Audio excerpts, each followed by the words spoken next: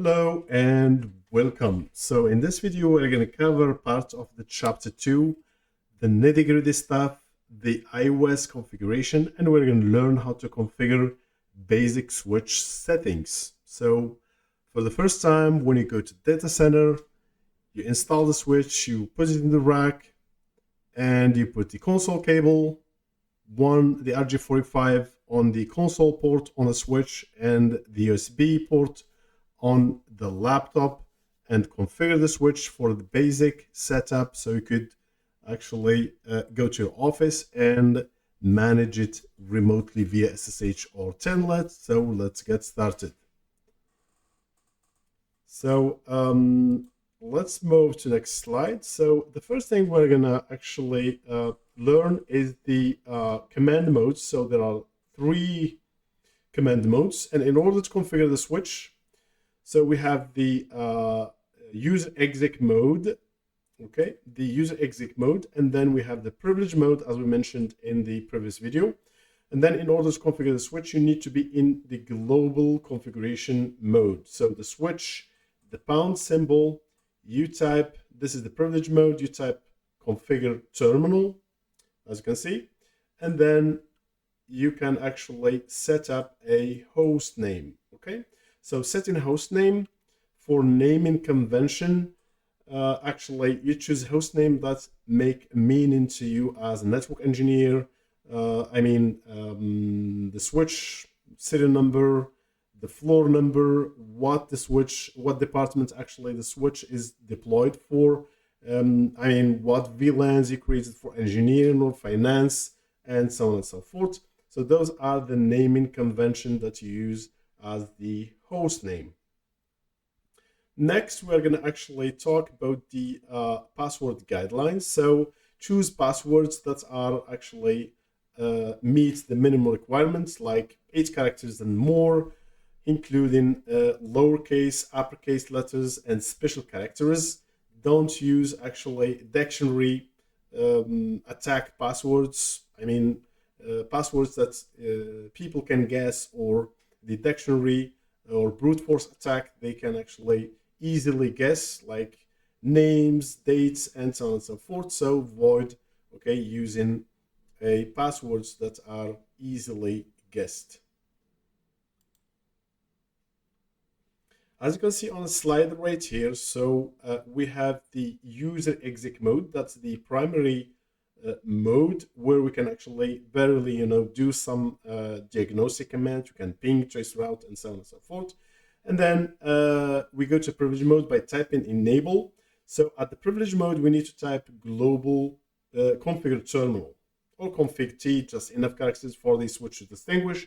And then you need to go under the console in order to, okay, secure the console line. So not everybody with a console cable can actually plug into the console port on the switch and gain access to your switch or a device. So you need to secure the line console, okay, 0 with a password, and of course you need to enable password check-in by typing login.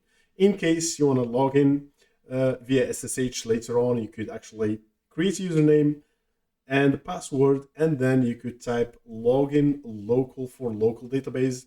In case you are using a TACAX or Radius remote authentication server, then you actually need to configure that, and that's more advanced stuff. So security privilege exec mode, we need to be in global configuration mode, and we need to type enable secret, and then the password would follow. So you have 2 options, either plain text enable password or enable secrets. Okay, I'm going to choose the secret, which is, okay, encrypted password, rather than choosing a plain text password. So configure password, continued. So configure terminal, line VTY, those are to secure the virtual teletype, SSH and Telnet. So we need to set up password and type your password, and make sure don't include any spaces, because if you type Cisco space, then your password will be Cisco space. And then enable login, and as I mentioned, you could use login local for local database, or you could actually use TACAX or Radius by configuring the AAA, authentication, accounting, authentication, authorization, and accounting, and that's more advanced stuff. So yeah, next slide. So encrypting passwords, normally when you actually configure the line console, when you secure line console and line VTYs with a password, the password is not encrypted. But you can encrypt it with type 7 encryption. It's crackable, okay? But at least if there is somebody behind your shoulder, wouldn't actually, okay, grab this password in a blink of an eye from the first time. He cannot actually, yeah, see like Cisco 123 or Cisco, you know, it's at least encrypted. So it's, yeah, password hardening. The banner message basically is a warning that you could actually put. So banner and then MOTD for message of the day. And then you start with a character and then you type something like authorized access only. Please do not access the device unless you are an authorized user. And then you end up with the same character at the end and you hit enter to create the banner. And then as you can see, press return, get started, and then authorized if you SSH or Telnet. Then as you can see, it will ask you for the password. The first password basically is for the SSH session, then the enable password, which is secures the privilege mode, and so on. So in this video, we're gonna actually configure basic configuration on a switch. So we're gonna access the command line to secure the switch. We're gonna configure host name. We're gonna secure access console ports.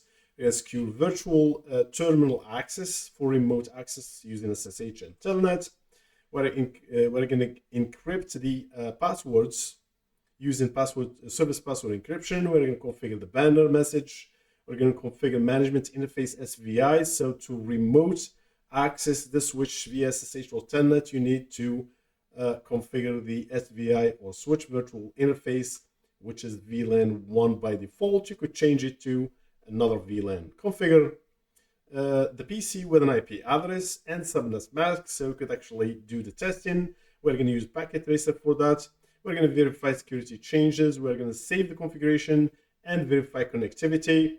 And we are going to test connecting from the PC, okay, to the switch via Telnet. So let's get started. So I'm going to launch packet tracer, as you can see here. So that's my packet tracer. I'm going to actually click on network devices, and then I'm going to drag and drop a 2960 series switch. So clicking on switch, okay, the switcher will appear here, and then I'm going to drag and drop a switch.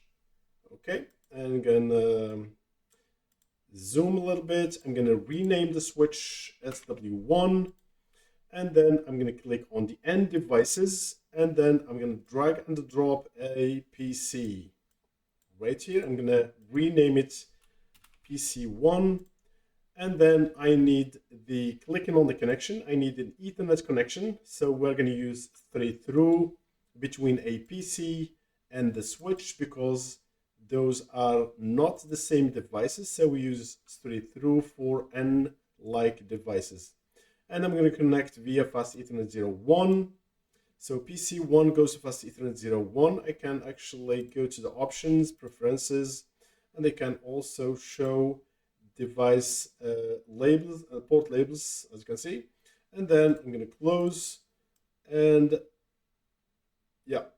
So let's connect now via console. So to gain access for the first time, connecting the switch, okay, to access the iOS, we need a console cable. So console cable, and then we need to connect via the RS232. This is DB9 connector on the PC, and then the switch console port. The most of the recent PCs, they don't have COM port anymore. It's deprecated, phased away, old technology. So they use USB, so you need serial to USB converter, and you plug USB on your PC or laptop, and then you connect the RG45 of the console port on the console on the switch, and then you click on the PC, And then you need to gain access using a terminal emulator, which is actually simulated by the terminal window. As you can see, I'm going to click on it. We need to actually make sure those settings matches exactly. So sometimes if you have real gear and you connect via console and you didn't get any output, then make sure those settings are actually exactly the same. So I'm going to hit OK. And then we are in the switch configuration. So I'm going to minimize this window a little bit so we could see the devices right there. Let's go back to our window, and then we can actually configure the switch. So yeah, I'm gonna hit enter. So the first time we need to hit enter, and then I'm in the user exec mode. So switch and then greater than sign. I'm going to ask the switch what are the commands available to me. Okay, those are the commands available. They are alphabetically ordered, and I'm looking for the enable, okay, command, because it turns on the privilege command. So I'm going to go to the privilege mode by typing enable. You could type en and hit the command completion, and then notice that the prompt has changed to £sign instead of greater than sign. Now we are in the privilege mode. You could check with a question mark all the time to see what commands are available, okay, under this mode. So I'm looking for configure. So right here, enter configuration mode. You could either type configure or conf like this, and then hit tab to complete the command for you. You could hit enter, and then switch will ask you, okay, do you mean terminal? I mean terminal. Or you could actually go straight to by typing a config terminal. Now I'm in global config mode. So the first thing we mentioned is configuring the host name. So I'm going to type host and then hit the tab for command completion. Ask the switch, okay, it says word. So whenever there is a capital letters like word, means you need to enter something, okay? You need to give it name. Okay, that's not part of the iOS, so you need to choose a name. So I'm going to choose some meaningful name for the switch. So SW1, let's say floor 1, and engineering department. Yeah, something like this. And I would recommend all the time type the names in capital, because when you do show run, the running configuration, you know this is something that you typed, not something, not part of the Cisco iOS. So SW1, and then I could just type floor 1, and let's say rack, I don't know, RA rack number 1. Okay, here we go. Notice that the host name changed immediately, as you can see on the device. Now we need to move to the securing the privilege mode. So this mode here, right here, yeah, this, not this one, I mean the privilege mode. I could hit Control Z, so to go back to the privilege mode to secure this mode from, if somebody type enable like this, it will ask for password. So yeah, we need to do that. So let's go back to the global config mode, and then I'm gonna actually use enable. If you don't know the command, it's okay. It's listed, as you can see, it's right there. So modify enable password parameters, and then if you see more and you want to interrupt the output, you could Control C, and then you will be back to the global config mode. So I'm going to type enable, en. It didn't complete the command for me. Why? Because I'm going to ask the switch for that, and it says, okay, do you mean end or enable? I will say I need enable. Enough characters for the Cisco iOS to distinguish. Then I need to space question mark, and then it says, okay, password or secret. So if I will choose a secret, which is encrypted password, or using the plain text password, I'm going to choose, of course, the secret password. So I'm going to say Cisco123, and then I'm going to hit enter. Notice that if you include space, then the password will be Cisco123 space. Make sure your password is correct, And then we have secured the line, the privilege mode. So if I do Control Z back to the privilege mode, and then I'm going to exit the privilege mode. Now notice what's happened. It's going to ask me for the password. So Cisco one password. The password didn't show, okay, because it shouldn't actually show what's password. If there is somebody behind your shoulder, wouldn't see what password you're typing right there. So we secured the privilege mode. So now it's time to secure the line console. So not to prevent anybody from getting access via console cable. So console line 0. If you are not sure, you should just type line to be in sub mode. And then it says, okay, console or VTY. VTY basically are virtual teletype, SSH or Telnet. Console is the console cable. There's only one session via console, and it's 0. It says 0 or 0. I'm going to say 0, okay? And then I'm going to type a password, Cisco123, same password. And then I'm going to enable password check-in. See, I'm going to hit question mark, and notice here login, enable password check-in. So if you forget to type login, then it's not going to ask for a password, which is a security vulnerability. Then you need to type login. Okay, and then we exit this mode right here. Okay, now it's time to navigate to the VTY lines. And if I ask the switch space question mark, then it says, okay, 0 to 15. So VTY lines SSH and Telnet sessions are actually 16 sessions, which means that multi-users, okay, they could actually launch a session and establish a session, okay, to configure a device. I'm going to say 0 to 15, okay, all those sessions, and then I'm going to set a password, Cisco123, and then I'm going to enable password check-in right there. I can also use the transport input, the inputs that is coming, what actually protocol I'm going to use. I'm going to use SSH, Telnet, none, or all. I'm going to use all for now because I'm going to Telnet later on from my PC to the switch. And then I'm going to actually exit the line mode. And then next thing that we need to do in order to access the switch remotely, the switch need an address. Any device on the network, in order to communicate, they need addresses, okay? They need addresses. So to configure an IP address, we need to be under the interface mode. So I'm going to type interface and then question mark. It's asking me what interface you want to configure. I'm, of course, going to configure VLAN interface. On the layer 2 switches, only VLAN interface, okay, it's available for IP configuration. You cannot configure Ethernet or fast Ethernet or gigabit Ethernet on layer 2 switches, okay?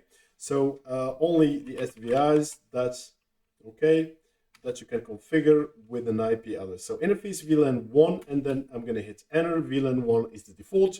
You could actually create something else than VLAN 1 by going to the global config and type in VLAN, let's say 99, and then name, let's say native. This will be my native VLAN, and then I'm going to exit. And I need to go global config mode and interface VLAN 99, and then I'm going to configure it with an IP address. Okay, I'm going to ask the switch, okay, if you don't know what command you're going to use next, so it's the IP interface internet protocol config command. So the IP address configuration, IP question mark, and then it says helper address. This is basically DHCP, or you need to type a static address. Okay, you type in address and then a space question mark, and then it says, okay, you need to type the IP address in dotted decimal. So there are 4 octets in an IP. For example, this IP right here. So 168.99.99.1, and then space question mark, because the command didn't finish yet. it will finish. It will give me carriage return or CR to hit enter, but the command not yet finished. See what happened if I do incomplete command. So I'm going to ask the switch. It says, okay, type your subnet mask. Subnet mask, okay, could be 255.255.0, which means /24 network. And then I need to turn on the interface. So don't forget, all the time when you configure an IP address on the switch or a router or any device, don't forget to bring the interface up with no shutdown. Shutdown is the default command. It's actually shut down the interface. No negates any command on Cisco iOS. For example, if I want to delete the IP address, I could just Control A and then no, and then it will take out the IP address, okay, from the VLAN 99. So do show IP interface brief. VLAN 99 is not going to be up because VLAN 1 is the default VLAN. The VLAN 1 is the default. So what I'm going to do here, normally, yeah, I need to actually configure the switch port. So I'm going to go to, because they do show VLAN brief, okay, for example. Then as you can see here, the fast Ethernet 01, it's still under VLAN 1. That's why VLAN 99 is not assigned any port. In order for VLAN to work, at least one port need to be assigned to that VLAN. So I'm going to go under the interface for FA01, and then I'm going to say switch port mode access, okay, and then switch port access VLAN 99. And sure enough, as I put the interface, I assigned the interface to VLAN 99, VLAN 99 came up. So do show IP interface brief. That's my favorite command, as you can see. So we can see that VLAN 99 is up and running. Okay, it's still blinking in orange because there is some spanning tree going on. We're going to talk about spanning tree and dig deeper into it later on. So yeah, for now we configured the VLAN 99, so it kind of adds layer of security because the most, hackers and people, they know that the default VLAN is VLAN 1, so we kind of added a layer of security. Let's actually exit, and then the next thing, that's what I'm going to do without forgetting. Whenever we configure the switch, Control Z, and then we want to copy running to startup config. Okay, it's asking me, okay, do you want to save in startup config file? And then I'm going to say yes, or I could just WR for write memory. It will do the same. So I would recommend using shortcuts like WR, okay, to save the configuration. If I'm in global config mode, okay, I can force it to WR or force it to write to memory or force it to copy running configuration to start by inserting the do in front of the command. So the do basically force a command to work in any mode, okay? So we saved our configuration. We configured the, to wrap up things that we have done. So let's issue the show run. And then as you can see, we configured the host name. We secured the privilege mode with an encrypted password. And this is, by the way, the encryption. Okay, so rendering data and readable. And if I scroll a little bit down, I can see that I configured the VLAN 99. I create the VLAN and I configure it with an IP address subnet mask. And then as you can see here, the line console is secured with the password and the line VTY is secured with password. As you can see, from 0 all the way to 15. But the problem is, if there is somebody behind my shoulder can see the Cisco 1 to 3 in a blink of an eye. So to actually encrypt that, you could use service password encryption, okay, command. And if I do show run again, notice that all those passwords are encrypted in type 7. Even it's crackable, but at least if there is somebody behind your shoulder would remember those numbers. Okay, so now let's configure the banner. So banner MOTD, and then we start with the character. The banner actually is a warning. So let's say authorized. Let's say authorized.